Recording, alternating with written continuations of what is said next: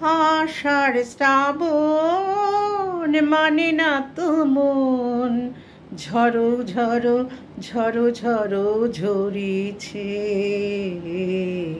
তোমাকে আমার মনে পড়েছে, তোমাকে আমার মনে পড়েছে। আমরা তো জানি আষাঢ় শ্রাবণে ঝরঝর করে সারাক্ষণ বৃষ্টি হয়, প্রিয়জনদের কথা খুব মনে পড়ে, বাইরে বেড়াতে পারি না, খিচুড়ি রান্না হয়, কিন্তু এখন কি সেটা হয়? এখন হচ্ছে না। বিশেষ করে এবছরে খুব সামান্য সামান্য বৃষ্টি হচ্ছে, তারপরে কি গরম লাগছে।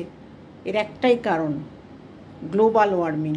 এটার ব্যাপারে আমাদের সচেতন হতে হবে, আর না দিন দিন এটা বাড়বে, সামনের বছর আরও হবে।